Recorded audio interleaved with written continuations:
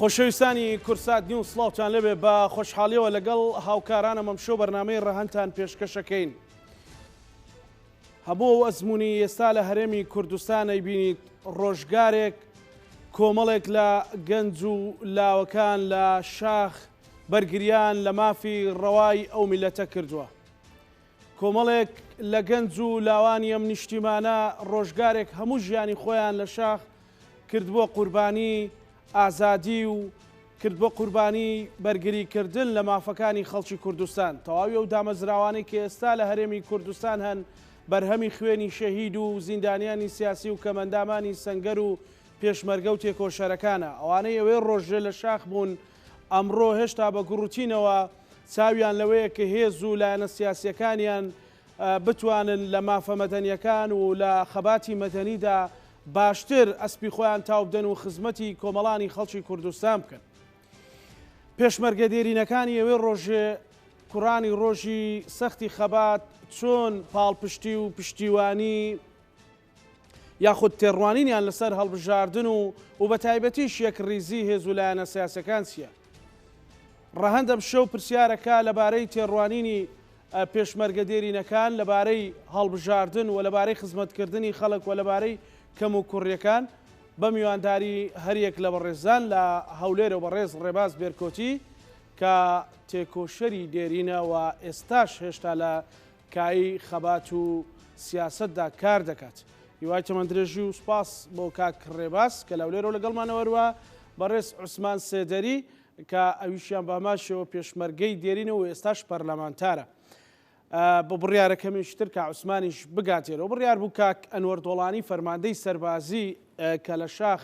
پێشمەرگە بووە و ئێستا بەهۆی کۆمەڵێک گرفتەوە نەیتوانی بەشدار بێت زۆر حەزیە کرد ئەویش تێڕوانینی خۆی لەبارەی خەباتی ئەمڕۆی مەدەنی بخاتە ڕوو. سەرەتا چمە لای کاک ڕێباز دووبارە سڵاو لێبێ. تێڕوانینی ئێوە لەسەر هەڵبژاردننی ئەمجارێ ئەنجومەی نوێنەرانی عێراق بە تایبەت کە هەڵبژاردنە ململانەیە لەگەڵ عەرەب و تورکمان و لەناو عەرەبیشدا دوو پێکهاتەی سەرەکی.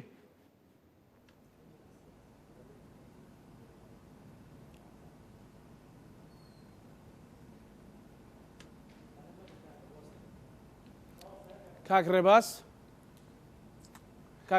ئەم کاتت باش بەڵێ هەموو کاتت باش. سەرەتا ئێوارەی بینەرانی خۆشەویست باش. سڵاو لە پێشمەرگە قارەمانەکانی کوردستان بێ جیاوازی ئینتیمای سیاسی هەموو ئەو تێکۆشەرانەی لە خەباتی شاخدا بەشداریان کرد بۆ ڕوخانی ڕژێمی ڕابردووی باز. ئەتوان برێم ئێمە پێشمەرگە لە سەرەتایی خەباتی پێشمەرگانەدا و قوربانیدان و خوێن ڕشتن و شەهید بوون و برینداربوون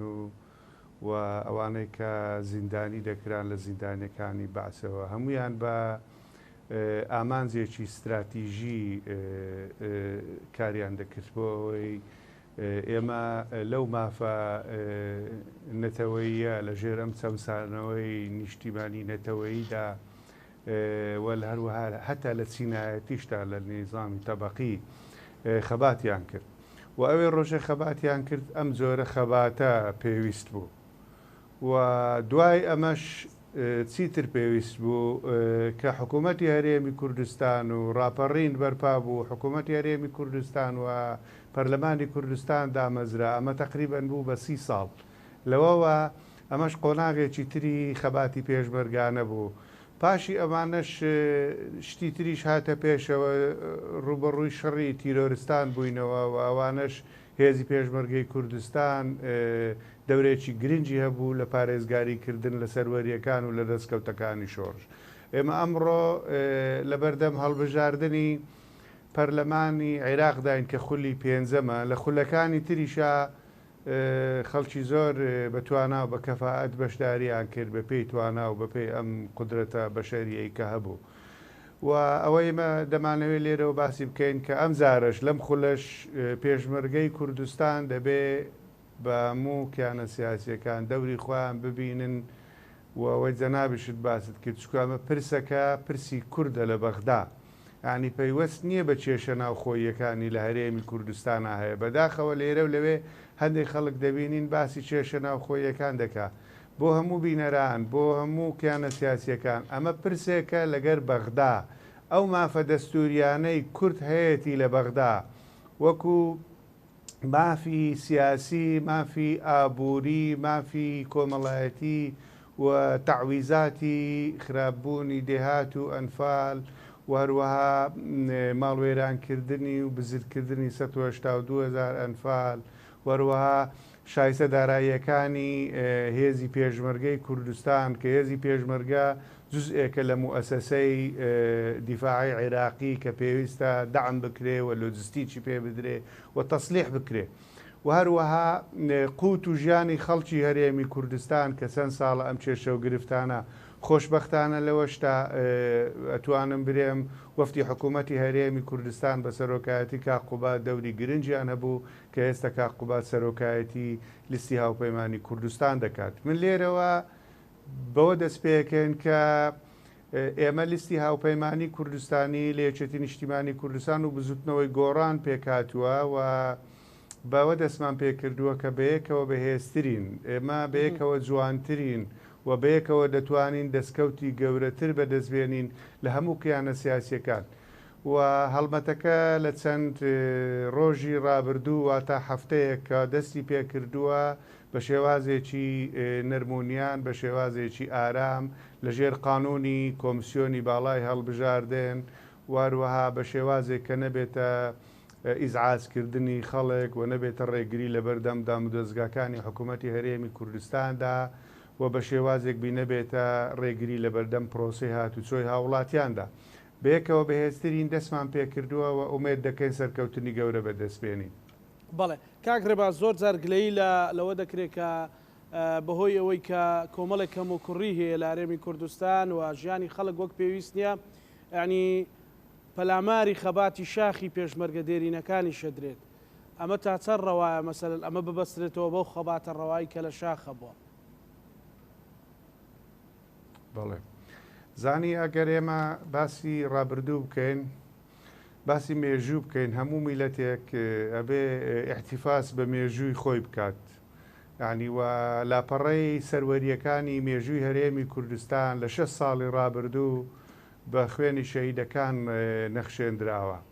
نابێ میلەتی ئێمە ئەم ئینتیمای نیشتیمانیە لاواز بێ و یاخود تانە و تەشەرەی لێ بدرێت لەگەر ئەوەشدا یەکێتی نیشتیمانی کوردستان هەمیشە لەگەر ئەوە بووە کە لە قۆناغی مەدەنیانەی ژیان و حکومڕانیدا ئێمە لەگەر سەردەم بڕۆینە پێشەوە ئێمە هەر لەسەر خەبات و تێکۆشان نەوەستاوین یعنی ئێمە هەر برێن لە بەرهەمی خەباتەکە و ڕابردوو و مێژوەکە دەخۆین نەخێر یەکێتی نیشتیمانی کوردستان پرۆژەی ئاوادانی هەبووە و پرۆژەی علمی و زانستی هەبووە پەرە بە جامیعات دراوە پەرە بە خەدەمات دراوە واروها لە ڕووی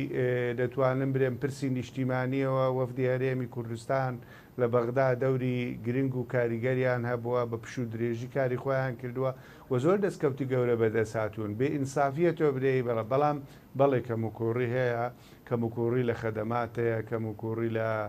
زۆر شت هەیە بەڵام خۆ ناکرێت و ئەوانە هەمووی زەربی سفرکەی و هەروەها پەلاماری خەبات و تێکۆشانی تێکۆشەرەکان بدەیت و دوایش نابێتەوە بە جەمعی قسە بکەیت دەبێ بزانێ ئەگەر لە سێکتەرێک کەم و کوڕی هەبێ لە مانەیەوەی نییە هەموو شتەکە زەربی سفر بکرێت بۆی ئەوە کارێکی ڕەنگە لە جێی خۆی نەبێت. بەڵێ کاکڕێباز ئەگەر ڕێمۆلات سپاس دەکەم کاوسمان بەخێر بێ سپاس بۆ جەنابەت ئەم شەوەکو پەرلەمانتار لەگەڵمانی تۆکو و پێشمەرگەیەکی شاخ لەگەڵمانیت ئێوەکو پێشمەرگەیەکی شاخ کە نەهامەتیتان بینێ و بەشێکی زۆر لە هاوڕەکانتان شەهید بوون بەشێکیان زیندانی سیاسی و کەمەندامن و ئێوەش ماندوون وەکو تێکۆشێرێکی دێرین چۆن ئەڕوانەوە هەڵبژارنەکە بە تایبەتی ڕۆبەغدایە. بەڵێ زۆر سپاس بۆ بینەران بۆ بیسەران دیارە ئەم هەڵبژارنشی چارەنووس سازە بۆ میلەتەکەمان ئێمە وەکو برای بەڕێز کاکڕێباز باسی کردوانە خەباتی ئێمە لە ڕابردوودا کە خەباتێکی نەفساوەمان کردووە لە هەموو شۆڕشەیەک لە دوای یەکەکان و وە بە تایبەتی شۆڕشی نوێی گەلەکەمان بە ڕێبەرایەتی یەکێتی نیشتیمانی کوردستان و بە قیادەی سەرۆک مامجەلال دیارە ئەم خەباتی کە ئێمە کردومانە خەباتی ئێمە لە پێناوی ئازادی بووە لە پێناوی ئەوە بووە کە ئەو زوڵم مستەمەی کە لە میلەتەکەمان کراوە بە درێژایی مێژوو میلەتی کورد چەوسێنراوەتەوانێت لەسەر کوردبوونمان کوژراوین لەسەر کوردبوونمان ئەنفال کراوین لەسەر کوردبوونمان لە خوێندن بێبەش کراوین لە هەموو مافە سەرەتایەکان بێبێشکراوین لە ئاوەدانی بێبەشتەنانە دیانی هەموو کوردستان یەک زانکۆیەکشی لێ بۆ زانکۆکەشان پێ نەبینیوین ئەوە بۆ ینی زانکۆی سلێمانیش چۆتەوە هەولێر و لە هەولێر یەک زانکۆیەکە بۆم بەسم لەوەیە ینی بە درێژایی مێژوو دوژمنەکانی کورد زۆڵمیان لە میلەتی کورد کردووە ئێمە ئەمڕۆ بە خۆشحاڵیەوە لە سای خوێنی هەزاران شەهیدی میلەتەکەمان و هەزارەهان ئەنفالی میلەتەکەمان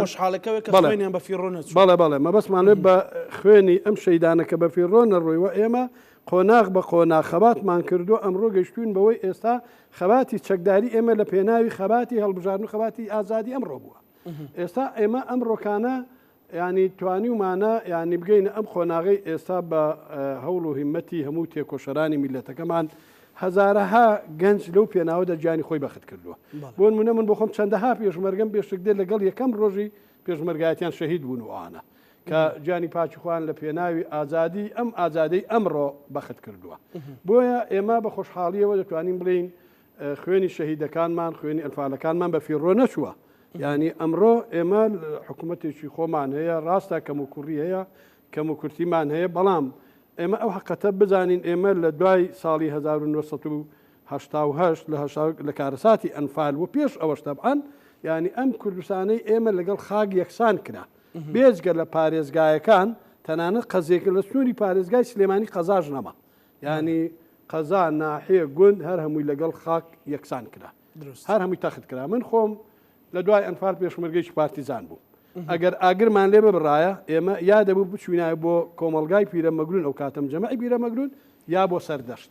لەو بینە ئاوەدانێکی لێ نەمابوو کە ئێمە بچینانی تەنانەت شقارتەیەک یا چەرخێکشتێکی لێبێن لەبەر هەر هەمووی کانیاوەکانیش تەخت کرابوو بگرە مزگەوتی هەمووی تەخت کرابوو هیچ ینی ئەم وڵاتەی ئێمە لەگەڵ خاک یەکسان کرابوو دوژمنەکەی ئێمە ئەوەندە گەورە بوو و میلەتەکەش ئەو خەڵکەش کە لەسەر ئەم ئەرزە دەژیا 182,000 کەسی لێ ئەنفال کردین ڕژێمی با بڵێن حیزبی بەعسی گۆڕ بە گۆڕ لەبەر ئەوە مەبەستم لێرەدا ئەمەیە کە ئێمە دەبێت ئەوە بزانین هەموو لایەکمان دڵنیام لەوەی کە هەموو میلەتی کورد هیچ بنەماڵەیەک نیە تەسحی نەدابێ و لە کارەساتی ئەنفال لە شەهید لە شوێنێکەوە ئیلاین تەسحیشی هەرداوەوانە بنەماڵە نیە هیچ کەسێک نەبەر ئەوە هەمومان دەبێت هەوڵ بدەین بۆ ئەوەی ئەو ئازادەی ئەمڕۆ هەیە ئەو خەباتەی ئەمڕۆکە خۆی لە هەڵبژاردندا دەبینێتەوانە ئەگەر ئێمە ینی لە خەباتی شاخەوە هاتوون ئێستا خەباتی هەڵبژاردن ئەتوانێت میلەتەکەمان بگەێنێتە دوامەنزڵی خۆی و دوامەنزڵی تێکۆشان بۆیە پێویستە ئێمە هەوڵ بدەین ینی هەوڵ بدەین هەمومان بەیەکەوە ینی بچینە سەر سندوقی دەنگدان و گلەی و گازندەکانیشمان لە شوێنی خۆی بهێڵینەوانێک گلێ و گازندەر لە شوێنی خۆیان بکەین بەڵام ئەمە نەکەین بە بیانووی ئەوەی بڵێن وڵا ئێمە ناچین دەنگ بدەین و عوسمان باسیەوەت کرد کە مەسەلەن کانیاوەکان مزگەوتیش کە پیرۆزیێکی تایبەتمەندی هەیە ئەوانەشیان هەموو تەخت کرد پێتوانی ئەگەر کورد تۆکمە و تەبانە بێت ئەگەر کورد بەهێز نەبێت لە ئێستا و لە خەباتی مەدەنیدا هەمان ئەقلێت ئێستا بە جۆرێک لە جۆرەکان لە ناو پێکاتەکانی عێراق هەیە بەتەچی دوایە ئێمە لە هەر چوار پارچەی کوردستان ئێمە ئێستاوە کەرێمی کوردستان لە عێراق توانیومانە بەشێکی زۆری کوردستان ڕزگار بکەین و حکومەت با بڵین حکومەتی هەرێم و ئتر پەرلەمانی خۆمان هەیە بە خۆشحاڵیەوە ئەمە زۆر زۆر گرنگە بۆیە دەبێت ئێمە قەدری ئەم هەرێمەی خۆمان بزانین کە هەمانە کە ئێستا بۆتە پەناگەیەک تەنانە و پارچەکانی تری کوردستانیش کە ئەمە زۆر دەرگرن بەڵام لەمەش گرنگتر ئەوەیە کە ئێمە بە یەک تیمێکی بەهێز بە یەک تیمی بەهێز هەموو ئەو کاندیدانی خۆمان کاندیدە بەڕێزەکانی خۆمان هەوڵ بدەین بچینە سەر سندوقی دەنگدان دەنجیان دوێ بدەین بۆ ئەوەی بە تیمێکی بەهێز ئێمە لە ناو پەرلەمانی عێراقدا بتوانین لە حکوومەتی ناوەندی لە پەرلەمانی عێراق بتوانین بە تیمێکی بەهێز بە دەنجێکی بەهێز بتوانین داکۆچی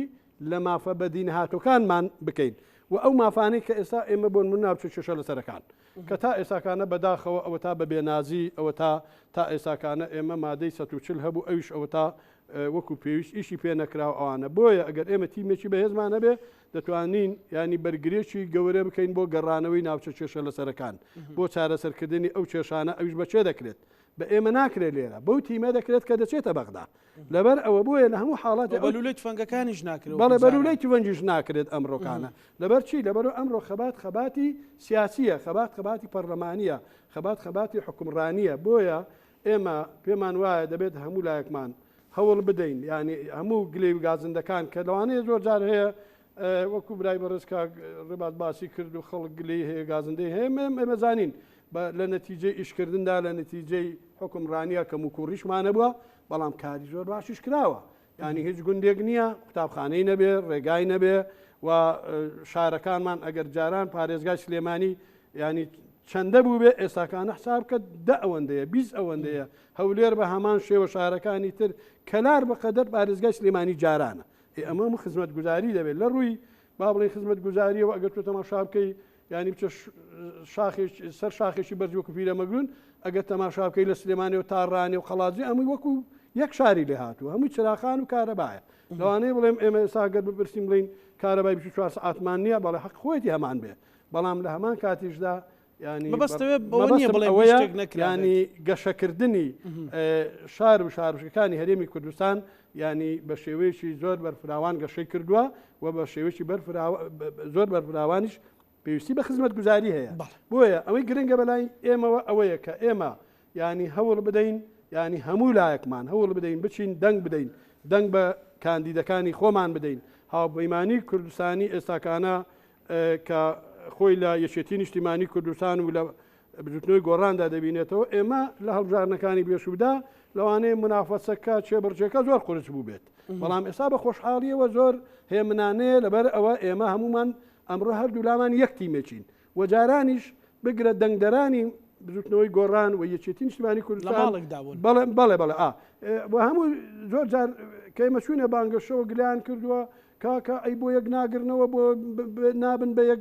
هاوپەیمانی نابن بە یەک شتێکمە لە هەڵبژارنەکانی پێش بەڵام ئەم جارە بە خۆشحاڵیەوە ینی هەموو ئەو داواکاری ئەندامانی یەکێتی نیشتیمانی کوردستان و ئەندامانی بژوتنەوەی گۆڕان ئێستاکانە هەردووک حیزب ئەوە تا لە ژێر یەک هاوپەیمانی لە ژێر یەک چەتری هەڵبژاردندا بە سەرۆکایەتی برای بە ڕێزمان کاق و باتاڵەوانی کە یەکێک بووە لەو کەسانەی کە داکۆچی کارێکی سەرسەخت بووە بۆ گەڕانەوەی موچەی ئەوە پرسیار و تەوەرەکانی هەرێمی کوردستان باشمان لەسەرەوە پرسیارەکەم بەڵام ئەمەوێت لە کاک ڕێباز پرسیارکەم کاک ڕێباز ئێوەکو یەکێتی نیشتیمانی کوردستان ببوورەوە کامێرەکەشم لێ تێکچوو ئێوەکو یەکێتی نیشتیمانی کوردستان بۆ نمونەکە ئێستا ئەچن بۆ بانگەشی هەڵبژاردن یان بەڕێزت وەکو فەرماندەیەک وەکو کادیرێکی سەربازی و پێشکەوتوی یەکێتی نیشتیمانی کوردستان و ئێستا خۆشبەختانە کادرێکی ئیداریت مەسەلەن بای ئەوە خزمەتی ڕابردووتان هەیە کە بە خەڵک بڵێن بڵێ ئەوانەی کە ئێستا پێتانەڵێن لە بەغاوەتان بۆکەین لە ڕابردوو ئەوەمان کردووە بە تایبەتی بە کاتێک کە سەرۆک مام جەلال لە سەرۆکایەتی کۆماری عێراق بوو. بەڵێ من بەخێراتنی ئیبرای بەڕێز و فەرماندەی دێرین کاک عوسمان سێدەری دەکەم و بۆ ئەوە ئێمە وەکو یەکێتی نیشتیمانی کوردستان جگە لە خەباتی شاخ هەکبە و مێژوویەکی پڕ لە سەری وەری و دەستکەوتمان هەیە من دەتوانم بە چەند شتێک بێمە خوارەوە کە هەکبەی ئێمە پڕە ئەگەر خەڵک گلەی خزمەت گوزاری بکە ئەگەر سیرکەی لە کابینەکانی ڕابردوو کە بەڕێز دکتۆر بەرهەم سەرۆکایەتی حکوومەتی دەکرد دەستکەوتی زۆر لەسەر مەسەلەی سولفەی عقار لەسەر سولفەی زەواج و گەنجان لەسەر قەرزی بچووک لە حکومە لە کابینەکانی تریش کەم تەرخەمی نەکراوە لەوانە وهروە خزمەت گوزاری بۆ زۆر شوێنی گرنگیان درراوە ینی ئێمە خەڵکی ئێمە کادیری ئێمە لیژنەکانی بازنەکانی هەڵبژاردن بە هەکبەیەکی پڕەوە دەستنە لای خەڵک بەڵام ئەوە تۆ سەیری کۆی کای گشتیەکە بکەی خەڵک گلەی هەیە لە ڕابردوش لە 2010 خەڵک هەندێک کەمتر چووە سەر سندوقەکانی دەنگدان بۆی ئێمە لێرە جارێکی تر تەشجیعی خەڵکی کوردستان دەکەین هەموو هاو نیشتیمانیەکی کوردستانی وەکو ئەرچێکی نیشتیمانی نەتەوەی پێویستە بچی بەشداری دەنگدان بکە چکە یەکێتی نیشتیمانی کوردستان خۆی بە خاوەنی قەزیە نیشتیمانی و نەتەوەی و کوردایەتی ئەزانی ئێمە خەباتمان کردووە لە پێناوی کوردایەتی و سەرکەوتنی گەلی کوردستان بۆی ئەگەر خەڵکەکە چەند بشارەکە بکە ئەوەندە ژمارەی پەرلەمانتار بەبێ جیاوازی سیاسی دەچنە بەغدا ئەوانە لەوێ بەرگری لە مافەکانی کورد دەکەن لە هەر حزبێکی سیاسی بن تەمسیلی هەر کیانێکی سیاسی بکەن لە کۆتاییدا ئەوانە کوردن و بەرگری لە مافەکانی میلەتی کورد دەکەن کە گرنگە گرنگ بێتان وایە کە ژماری پەرلەمانتار زیاد بگرنگە لێوەش بێ بەڵێ ئێمە ئەگە سەیری ئەدەبیاتی یەکێتی نیشتیمانی کوردستان بکەیت ئەدەبیاتی ئێمە لە ڕابردوو ئەوە بووە کە ئێمە خەبات دەکەین لە پێناوی مافی چارەی خۆنووسین دەبێمە تێبگەین مافی چارەی خۆنووسین بۆ دروستبوون و دەوڵەتی کوردی بووە ڕاستە لە سیراع و ململانەی سیاسیە هەندێک جار ئەم خیتابە شێوێنراوە تێک دراوە خراپەکاری لەگەر کراوە بەڵام ئێمە خۆ هەموو تێکۆشەرەکانی ڕێخستنەکانی ئێمە ئەزانن بڕۆ بابچن شەرارە بخوێننەوە بابچن ئەو نامیلکانەی کۆمەڵە بخوێننەوە بابچن هەموو ئەو ئەدەبیاتی یەکێتی نیشتیمانی کوردستان بخوێننەوە بزانە خەباتکردن بووە لە پێناوی مافی چارەی خۆنووسی سەیری دروشمەکانی ئێستای لۆگۆی یەکێتی نیشتیمانی کوردستان بکە دموکراسی ئاوەدانی مافی چارەی خۆنووسین ئەوانە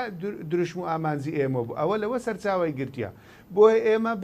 وەکو یەکێتی نیشتیمانی کوردستان پێمان وابی گرنگە هەموو کوردی ئێمە کە هەموو لە هەر شوێنێک لە هەر بازنەیەک بێ لە ناوچە جێناکۆکەکان بێ لە ناوچە کوردستانەکانی دەرەوەی هەرێم بێ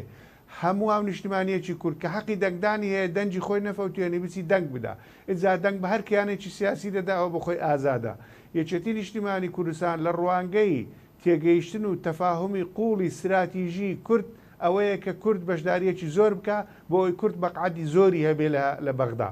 ئجا دووەم ئێمە پێمان خۆشە دەک بە لیستی هاوپەیمانی کوردستانی بدەن بۆ ئەوی بتوانن لە چارچێوەی سیاسەتی گشتی هاوپەیمانی کوردستانی بەشداری بکەن بۆ بەدەستێنانی مافەکانمان بۆیە گرنگە یەکەم جار بەشداری بکەن ئجا دوایە دەک بە لیستی هاوپەیمانی کوردستانی بدەن و ئەوەی تریش ئەگەر من پێم وابی هەندێک خەڵک لە پرسی حکومڕانی یا لە خزمەت گوزاری یا لەوانە عادزە ئەمە پرسێک نییە بۆ هەرێمی کوردستان بۆ ناوەوەی کوردستان بۆ پەرلەمانی کوردستان بۆ ئەنجومەنی پارێزگاکان ئەمە پرسێکە پەیوەستە بە پرسی نیشتیمانی و نەتەوەیی لە بەغدا لەگەر برایانی نەتەوەکانی ترمان لەو ڕوانگەشەوە یەکێتی نیشتیمانی کوردستان دەتوانم برێم هەموو هەرێمی کوردستان باوەڕمان بەوە بۆ کە هەرێمی کوردستان چۆن لە نموزەزێکی جوانی پیشانداوە باوەڕی بە پێکەوەژیانی ئاشتیانەی نەتەوەکان مەسەبەکان واروەها ئاینەکان هەیە و لە کوردستان ئەمن و استقرارێکی باش هەیە هێمنیەک هەیە و حکومڕانی بە شێوازێک بەڕێوە دەڕوە ئەگەر وەکو باسمان کرد گلەی و گازاندەکەیانیش هەیە ئەمە بۆ پرسی ناوخۆن نییە خەڵکانێک هەن خەڵکی سار دەکەنەوە لە انتخابات بگرە لە زۆر لە خەڵکی بەرپرسیارەتیشی هەیە ئەمە کارێکی خراپە ئێمە ئومێد دەکەین دەست لەم کارە هەرگرن خەڵکی سار نەکەنەوە لە انتخابات یا لە هەندێک خەڵک بە ناوی منەزەماتی مجتەمەعی مەدەنی بە ناوی لە سایت و لە هەندێک لەو جۆرە سایتانەی دەتوانم برێم پەیجی دژە نیشتیمانی خەڵک سار دەکەن و ئەمانە کاری زۆر زۆر خراپن بۆ ئێمە پێمان وابی دەبێمە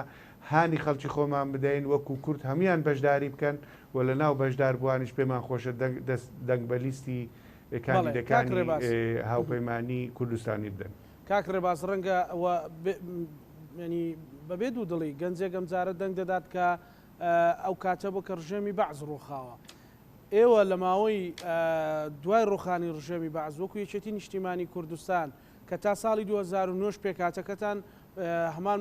ئەو هاوپەیمانی کوردستانی ئێستا بۆ بزوتنەوەی گۆڕانیش لە چوارچێوەی یەکێتی نیشتیمانی کوردستاندا بوو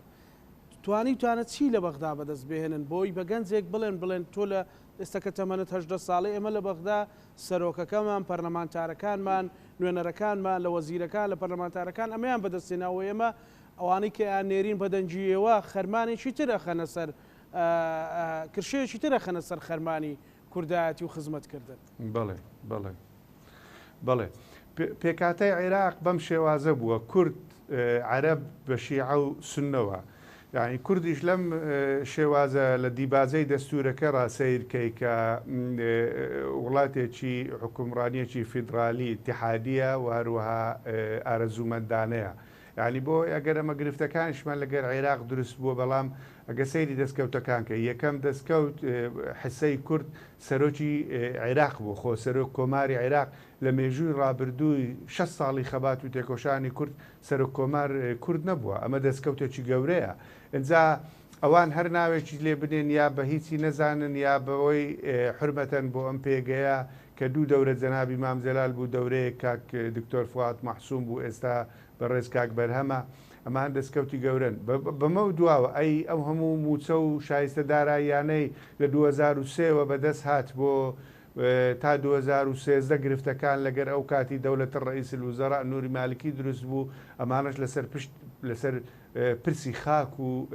لەسەر گرفتەکانی مادەی 140 دروست بوو بەڵام نە ئێمە تەنازولمان کردیە نەوەکو کورد لە هیچ شتێک تەنازول کراوە لەسەر ئەم مافانە و دەستکەوتی تر ئەیەمانەی ئەم هەموو خزمەت گوزاریانە و ئیمکانیاتانەی کە هاتبووانە ئەوانش زۆرێکی گرنگ بوون و هەروە لە ڕووی مجتەمەعی دەوەلیشەوە لە ڕووی پارێزگاریکردن لە شوێنەکانی ترەوە هاوکاریکردنەکانی پارچەکانی تری کوردستانیشە ئەمانە هەموو دەستکەوتی گەورن بەدەسات و نابێ ئەوانە نادی دەبگیرێن بۆی ئەمە دەتوانین برینە گەنجەکانی خۆمان ئەوانە دەستکەوتی زۆرن بەدەست هاتوون و خەبات دەکەین لە پێناوی دەستکەوتەکانی ماویشن بەدەست بێنین بەڵام ئەبێ ئینتیمای نیشتیمانی زیاد بکرێ ئەبێ حکومڕانیەکی دەتوانم برێم لە عێراقا بە شێوەزێکی عادیلانەبی زوڵم دووبارە نەبێتەوە ئەم عقلێتەی کە ئێستا لە فکر و هۆش و هزری حەشدی شعبیدایە کە لەو شوێنانەی ئێستا ئەتوانم برێم ناوچە کوردستانەکانی دەرەوەی هەرێ من هەتا ناوە لە هەندێک شوێن تعریب سەری هەڵدا و ئەوانە هە سەری هەڵداوە دەبێ ئەمە ڕێگری لێ بکەین بەڵێ ئەگەر ڕێمۆلات ڕێباز کا عوسمان ئێوە مۆزبۆن مونەکە بەڕێزت بە نەوەیەکی خۆت بە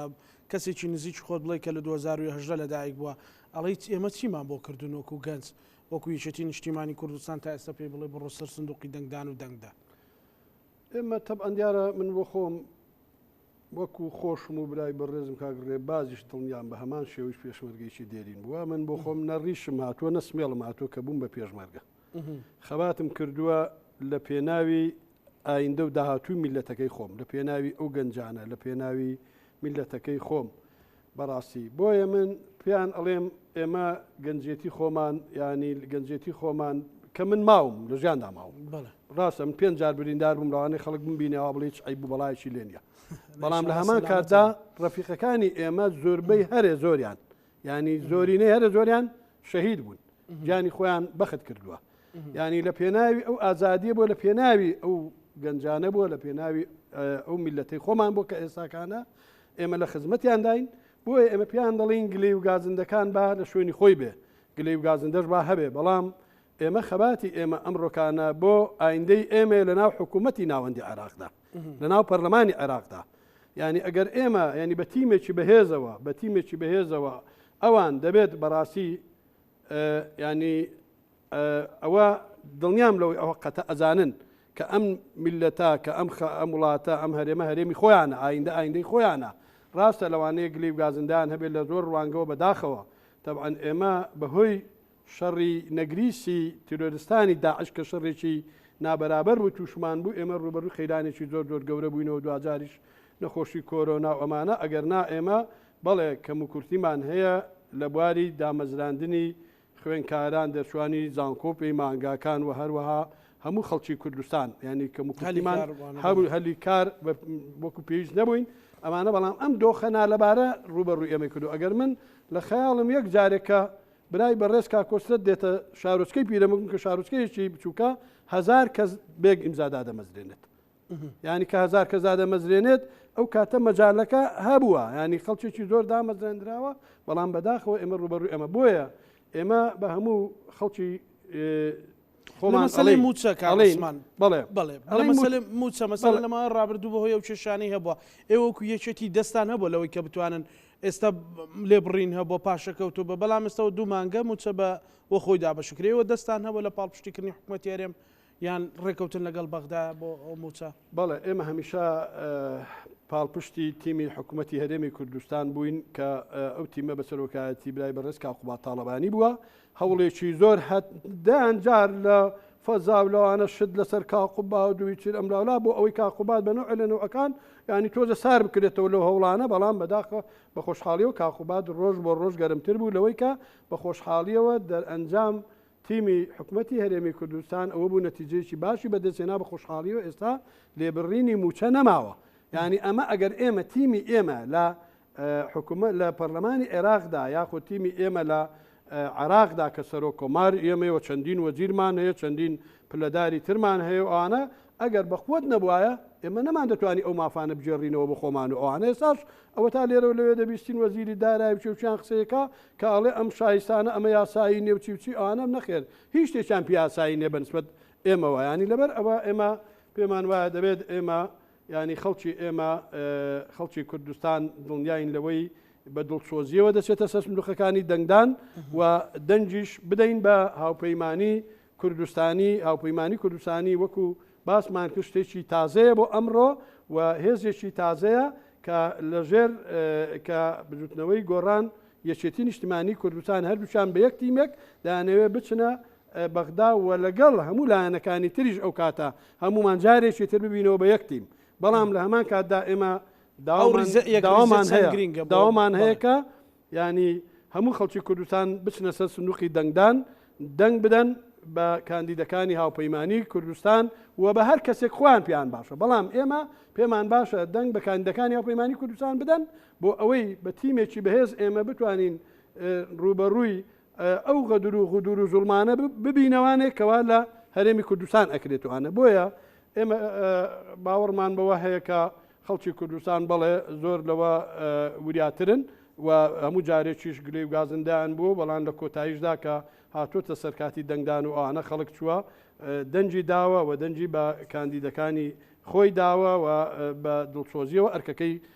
خۆی جێبەجێ کردووە بۆیە ئێمە خاوەنی سەرۆکێک بووین کە سەرۆک مامجەلال بووە وەک باسمان کە سەرۆک مامجەلال لە پۆلی لە شەشی سەرەتایەوە کەمتر لە شەشی سەرەتایەوە سیاسەتی کردووە لەوێەوە دەستی پێ کردووە بە خەبات و تێکۆشان هەتا بووە بەچی بۆ سەرۆک کۆمار یەکەمین سەرۆک کۆماری عراق لە دوای ڕزگاربوونی پرۆسی ئازادی عراق کە ئەمە گەورەترین سەروەریە بۆ ئێمە ینی بۆ یەکەمین جارە کوردێک ببێ بە سەرۆکی وڵاتێکی وەکو عێراق کە ئەوش سەرۆک مامجەلال بووە بۆیە ئێمە ینی هەمومان دەبێت تێڕوانینی ئێمە وابێت کە ئەم تیمەی ئێمە تیمێکی بەقوت بێت وەک لێی و گازندەکانیش بۆیە من لێرەوە داوا دەکەم لە هەموو پێشمەرگە دێرینەکان کە جانی خۆیان لە پێناوی ئەم میلەتە بەخت کردووە هەوڵ بدەن و بچنە سەر سندوقی دەنگدان دەنگ بدەن و هەروەها لە زیندانیانی سیاسی و هەروەها لە کەمەندامانی سەنگەر لە ڕێخستنە دێرینەکان و لە تەواوی تێکۆشەرانی میلەتەکەمان لە کەسوکاری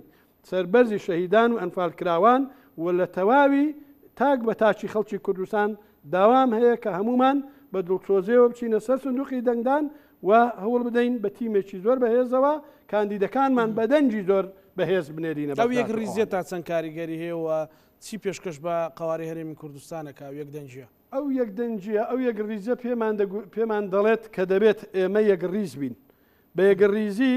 دەتوانین بە دەنجێکی بەهێز بە دەنجێکی دلێر ئێمە لە بەغدا ڕوبەڕووی نارەکانمان ببینەوە لەبەر ئەوە ئەمڕۆ ئێمە بە خۆشحاڵیەوە هەرێمێکمان هەیە ئەگەر مقارنە بکەین بە نسبەت عێراقەوە تەماشا بکەین ینی لە ڕووی ئاوەدانیەوە لە ڕووی هەموو شتێکەوە زۆر ئێمە پێشکەوتوترین لە بەغدا تەنان کە پایتەختی باڵێن حکوومەتی ناوەندیشە بەڵام لە هەمان کاتیشدا کەم و کورتیمان بووە بەڵێ لە ڕووی ئاوەدانیەوە لە زۆر ڕوانگەوە کەم و کوڕیمان هەیە بەڵام هەوڵ ئەدەین لە ئایندەدا کە ئینشاءالله هەوڵ بدەین چارەسەری هەموو ئەو کێشانە بکەین و حکوومەتی هەرێمی کوردستانیش کە کاقوباد ڕۆژانە سەردانی پرۆژەکان دەکات بە سەرکردنەوەی هەیە و چاودێری وردی دام و دەستگاکانی حکوومەت دەکات لە ئێستادا بۆیە ئێمە ئومێدمان وایە کە هەرێمی کوردستان بەرەو گۆڕانکاری زۆر گەورە دەڕوات بەرەو ئایندەیەکی زۆر باش ئەچێت و دڵنیام لەوەی ئێمە بە تیمێکی بەهێزیشەوە ئەڕۆینە بەغدا بە پاڵپشتی میلەتەکەمان و بە پشتیوانی خوای گەورە و دڵنیاشم لەوە سەرکەوتن بۆ هاوپەیمانی کوردستانە و سەرکەوتن بۆ میلەتەکەمانە دەبێت ئێمە هەموو ئەو ناوچانێکەوە ئێستا خەڵکی کوردستان تاک بە تاچی ئەو خەڵکانەی کە ئێستا لە ناوچە کێشە لەسەرەکانن لە گوندەکانن لە شارەکانن چاویان لەسەر ئەم هەڵبژارنەیە چەندێک ئێمە بە هێزێکی گەورە بڕۆینە بەغدا ئەوەندە ئەتوانین ئێمە پاڵپشتی زیاتر بێ بۆ ناوچە کێشە لە سەرەکان و بتوانین چارەسەری ئەو کێشانە بکەین برا کوردەکانمان ئێستا لە ژێر زۆر مستەمن لەو ناوچانە ئێمە دەبێت تەماشای ئەوانە بکەین کە ڕۆژانە ئێستا بە ناحەق شەهید دەکرێن لەلایەن تێرۆریستانی داعش لەلایەن عەرەبی شۆڤینیەوە و هەروەها لەلایەن هەموو ئەو چەکدارانەی کەوا ینی تۆمەتبارن و لەو ناوچانە ینی دەچن خەڵکی کورد دەکەنە ئامانج جوتیارەکانمان دەکرێنە ئامان جێ وزارەکانیان دەسووتێندرێت لەبەر ئەوە ئێمە دەبێت تەماشای ئەوانە بکەین کەوا ئەوان لە شوێنی خۆیان لەژێر ئەو هەموو زۆر مستەما ئێمە دەستخۆشیان لێ ئەەکەین واژ ڕوبەڕووی هەموو ئەو شتەمانە بوونەوانێ شوێنەکانی خۆیان چۆڵ ناکەن و بە ورەیەکی بەرزەوە ینی پیان دەڵێن ئەمە خاچی کوردستانە ئێمە بەجێی ناهێڵین بۆ ئێوە بەجێی ناهێڵین بۆ بێگانە دەبێت ئێمە ینی دەبێت ئێمە هەوڵ بدەین ینی خەڵکی کوردستان هەوڵ بدا ئێمە بە گروتایشی باشەوە برایەکانمان لەو دۆزەخەی کە تێدان ڕزگاری بکەن کە لە ناوچە کێشە لەسەرەکانن بۆیە ئێمە دڵنیاین لەوە خەڵکی کوردستان بە دڵسۆزیەوە ڕوبەڕووی ئەم دۆخەش ئەبێتەوانێ و بە هێزێکی گەورە و هەموو ئەوانشکەوە نیگەرانن لە دەنگدان دڵنیام لەوە کە لە ڕۆژی دەنگدانە هەمویان ئەسەسە سندوقی دەنگدان و هەروەها دەنگ ئەدەن بە کاندیدەکانی خۆیان و ئێمەش پێمان وایە دەبێت دەنگ بدەن خەڵک پێمان خۆشە دەنگ بدەن بە هاوپەیمانی کوردستانی بۆی کە ئەو برایەتی بزوتنەوەی گۆڕان و یەکێتی نیشتیمانی کوردستان جارێکی تر وای لێبێت کە دڵنیاین لەوەی ئەم برایەتەیە بۆ هەتایە وەکو یەکگرتنەوەیەک وایە و حساب کە یەکگرتنەوەیەک نییە بۆ بەغدا بگرێکردنەوەیەک دەبێت بۆ هەرێمی کوردستان و هاوسەنجی هێزیش جارێکی تر دەگەڕێتەوە بە کوردستان. زۆر باشە عوسمان کاک ڕێباس ئەو هاوسەنجی هێزەی کێەوە وەکو هاوپەیمانی کوردستان و بە تایبەتیش بەڕێز قوبات تاڵەبانی سەرۆکی قواری هاوپەیمانی کوردستان باسی لەوە دەکات بەبەستان لەو هاوسەنجی هێزە چی و ئەتانێت بۆ هاوسەنجی هێزە چی بەدەست بێنن؟ بەڵێ هاوسەنجی هەیە زیاتر لە دوای ڕاپەڕین لە ساڵی 1992 بۆ 93 کە پەرلەمانی کوردستان دەست بەکار بوو حکوومەتی هەرێمی کوردستان دەستی بەکارکردن کرد زۆرێک لە هاوسەنجی لە نێوان یەکێتی نیشتیمانی کوردستان و پارتی دیموکراتی کوردستاندا هەبوو ئەمانە لە نەتیجەی ئینشقاقات لە نەتیجەی شەڕی ناوخۆ لە نەتیجەی تەدەخولاتی وڵاتی ئیقلیمی لە هەردوو لادایانی وای کرد کە هەندێک هاوسەنجی هێز تێک بچێ هەموو لایەکمان بەر لەوەی لەسەر هاوسەنجی هێز قسە بکەین یەکێتی نیشتیمانی کوردستان باوەڕی بە یەک ریزی نیشتیمانی هەبووە باوەڕی بە شێوازی خەباتی دیموکراسی مەدەنیانە هەبووە گرنگ نییە لەسەر ئیلە تەرکیز لەسەر هاوسەنجی هێزبی بەڵام کاتێک کە هەست بە غوبن دەکرێت لە بەوەی هێزێک جۆرێک لە فەرزکردنی ئیرادەی خۆی بەسەر لایەکی تر ئەوە ڕەنگە قبول کراو نەبێ و هەروەها بە جۆرێک ڕەت کرابێتەوە دەنانایەکێتی نیشتیمانی کوردستان لە ڕوانگەی تێگەیشتن و ئامانجی ڕوونی پرسی نیشتیمانی و نەتەوەیی وازکردن بە لێپرسراوەتی لە هەرێمی کوردستان لە ڕوانگەی سیاسەتی ئیقلیمی و نێودەوڵەتیەوە و باوەڕی بەوە بووە کە بە خەباتێکی مەدەنیانە دیموکراسیانە یەکڕیزی لە هەموو لایەک بۆ ئەوی بتوانین بە خیتابێکی سیاسی موحەد لەگەر ئیقلیم هەرچووکەوت بکەین و هەروها لەگەر عێراقیش وەکو هێزێکی تۆکمە و بتوانین مافەکانی خۆمان بەدەست بێنین ئەم هاوسەنجی هێزە هەندێک بەرپرسی لایەنە سیاسەکان دەبینم بە جۆرێک بە شێوازی ئیستیبزازی باسی دەکەن بەداخەوە من گلەی لەم برادرانە دەکەم وهروها پێم وابی پێویستە قوڵتر بیر بکەنەوە پێویستە دووربینتر بیر بکەنەوە لەبەرەوەی ئێمە کە ئەگەر ئەوەی ڕۆژێ تووشی شەڕی داعش بووین هیچ جیاوازێک لە نێوان لایەنە سیاسەکان نەکرا و ئەوانەی ئێستاش دڵیان بۆ مەلا عەبدولغەنی برادەری کابول لێدا ئەگەر بەیانی هەرێمی کوردستان تووشی هەر شکەستێک بێ ئەمە بە دەرەجەیەک یەکێتی نیشتیمانی کوردستان و پارتی دیموکراتی کوردستان لی بەرپرسیارن و بۆیە پێویستە ئەم دوو هێزە بە یەک نزیکتر بە تێگەیشتن لە یەکتر بە بەرنامەی تۆکمەتر بتوانن شان بدەن بەم بەرپرسیارەتە نەبێتە جۆرێک لە شێوازی ینی یەکتر بریندارکردن بەڕاستی ئێمە نامانەوێت بگەڕێنەوە برینەکان بکولێنینەوە ئێمە دەمانەوێ ئامانجێکی باشتر دەستکەوتی باشتر بۆ شتە باشەکان بگەڕێنەوە بۆ خاڵە مشتەرەکانەی هەمانە لە هەردوو لا ئەوانە بەهێز بکەین خاڵی مشتەرەکی ئێمە ئەمن و ئیستقرارە لە هەرێمی کوردستان، گەشەکردنی هەرێمی کوردستانە بەرەو پێشچوونی خزمەت گوزاریەکانە، خەدەماتی مەدەنیە، پرسڕاگررتنی پارێزگاریکردن لە قوارەی هەرێمی کوردستان. لەبەرەوەی ئێمە هێشتا ئەم کاروانە نەگەیشتە منزلگای تەواوی خۆی. ئەوە تا داعش لە ناوچەکانی عادەی تەنزیمی کردەوە هێرشتەکە، ئەوە تا لە سیاسەتی ئیقلیم لە زۆر وڵاتە هەڕەشەمان لەسرە. بۆیە پێویستە هەرێمی کوردستان بە یەک ڕیز و تۆکمە دوورکەوێتەوە لە شتی تافی و دوورکەوێتەوە لە توندوتیژی و دوورکەوێتەوە لە تەحسوبی حزبی و دوورکەوێتەوە لەو بەرپرسانەی کە ڕێگە بەو بەرپرسانە نەدرێکە لە ئاسی مەسئولیەتی حزبیدانا ئەوها وتار یاشتی بریندارکەر بکەن. بۆیە خەباتی ئێمە لە پێناوی هەرێمی کوردستانە و بۆ بە پارێزگاریکردنی لە دەستکەوتەکانە و زیاتر پەرەی پێ بدرێ. ئەوەش لە بەغدایە لە زمنی دەستورە، لە زمنی مادەی سەتوچلە، مەسەلەی خاکە، مەسەلەی شایستەدارایی و ئابووری و سەربازی و کۆمەڵایەتیەکانە. بۆیە پێویستە ئێمە بەم گیانەوە هەڵسوکەوت بکەین. بەڵێ پەیامی کاک ڕێباز بێرکۆتی بۆ دەنگدەرانی پارێزگای هەولێر بە تایبەتیوە بۆ هەموو هەرێمی کوردستان بەگشتی چییە؟ یەکەم ئێمە هەڵبژاردنێکی ئارام و دوور لە تەزویر و خراپەکاری بکەین، ینی هەڵبژاردنێکی پاک و بێگەرد بکەین و ببێتە هێمایەکیش بۆ خەڵک کە داوای گۆڕانکاری بکە، بۆ بێتە نموزەجێک بۆ هەڵبژاردننی پەرلەمانی کوردستان کە خەڵک متمانەی بە هەڵبژاردن بێتەوە. بۆیە بەم شێوازە دووەم لە ژێر یاساکانی کۆمسیۆنی باڵای هەڵبژاردن بێ، خەڵکی جعاز نەکەین، نەبینە ڕێگر لە بەردەم پرۆسی هاتوچۆی خەڵک، نەبێنە گرفت لە بەردەم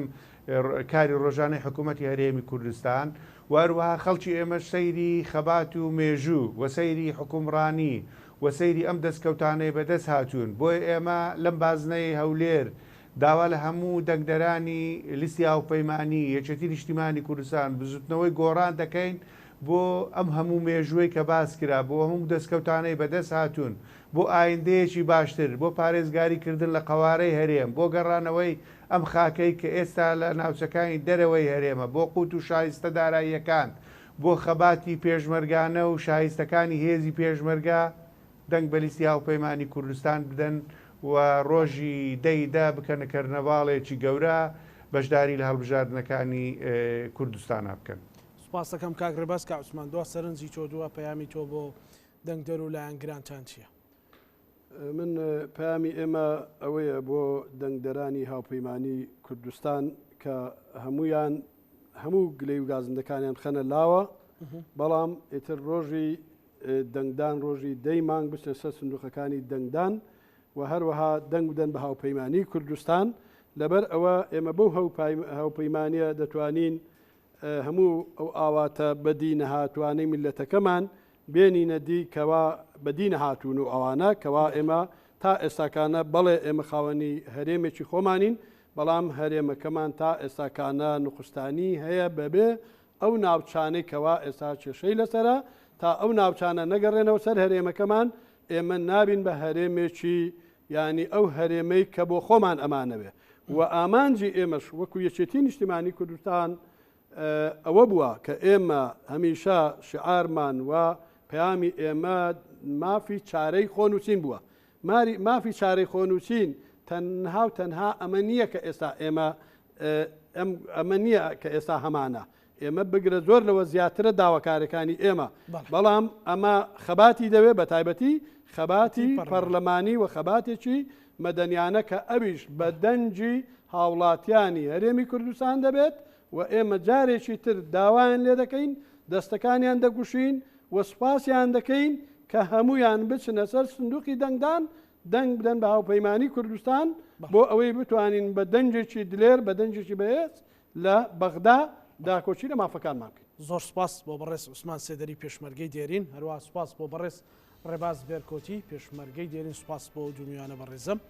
دووبارە سپاسانەکەم. بینەرانی خۆشەویست بە هیوایەوەین کە هەمومان بتوانین پارێزگاری لە قواری هەرێمی کوردستان بکەین، چ بە خەباتی شاخ لە ماوەی ڕابردووە چ ئێستا بە خەباتی مەدەنی و بتوانین دەستکەوتەکانی هەرێمی کوردستان و پێشمەرگە دێرینانە بپارێزین و خوێنی شەهیدان و زیندانیانی سیاسی و کەمەندامانی سەنگەر لەگەڵ هاوکارەکانم بەرنامەی ڕەهەنمان پێشکەشکردن بە هیوای ساغ و سەلامەتی بۆ هەموو لایەکتان خواتان لەگەڵ.